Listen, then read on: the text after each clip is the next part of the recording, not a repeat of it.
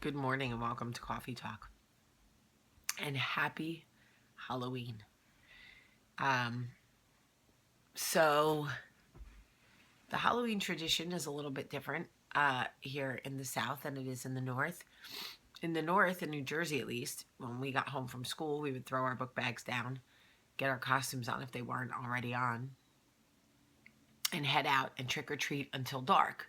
And then when it got dark, we would come home and my mother at least would go through all my candy, throw away all the loose pieces, all the hard candy, whatever, and then leave us with whatever was left. We would have dinner, eat some of the candy, shower, and go to bed.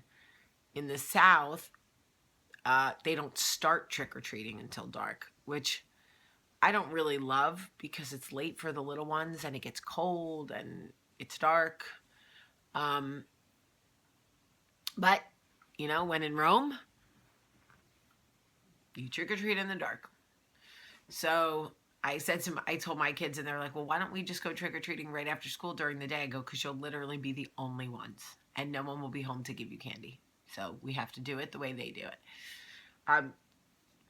Okay, so I wanted to talk to you guys. For those of you who didn't read my post, I want to just talk to you about taking the power back over what haunts you. As you know, or may know, especially if you read The Southern Education of a Jersey Girl, you know that my father passed away on Halloween. For a very long time, Halloween, I was so angry at Halloween. It was like the mere mention of the word. I just, like, you know how you break up with someone or you have a fight with someone, and until you're over it, until you've healed, just the sound of their name, you're like, ugh, I don't want to talk about her. I don't even want to talk about her. Why are you even bringing her up? That is how I felt about Halloween for so long. And I think it provided me some sort of comfort. Like, as long as I was still angry, it meant I was still affected. It meant that my father still mattered, that he had lived, that his life mattered. Like, I had made some weird emotional connection or attachment to it, to my anger about the date. And then as I became a mom, Olivia was born in January. So I had, 10 months before Halloween. And as Halloween started to get closer, I started to feel like I wanted to dress her up, put her in a pumpkin costume. She was so cute. And I was so pregnant with Max, like 8 months pregnant, 7 months pregnant. And I just wanted that holiday with her. And I felt like, how could I celebrate it when Halloween and I are not friends? What do I do?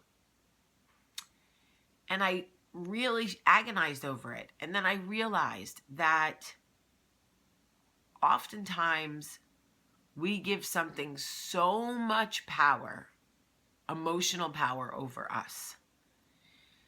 A lot of times because it gives us some sort of it makes us feel safe when we're controlling it. But the truth is that we can choose to let things go. It can be a choice. And I know this because I held on to my grudge against Halloween for so long that the fact that I don't have it anymore blows my mind. The fact that I woke up this morning and the first thing I did was not cry, that I didn't want to draw the curtains closed and wish it would all just go away. I am telling you that you can choose healing. You can choose to say, this is the day I got divorced. This is the day my dad died. This is the day whatever. And it's just a date on the calendar. You can acknowledge when it comes and let it go.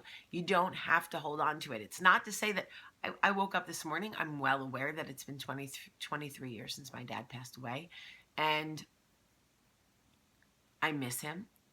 But I don't miss him any more today than I did yesterday.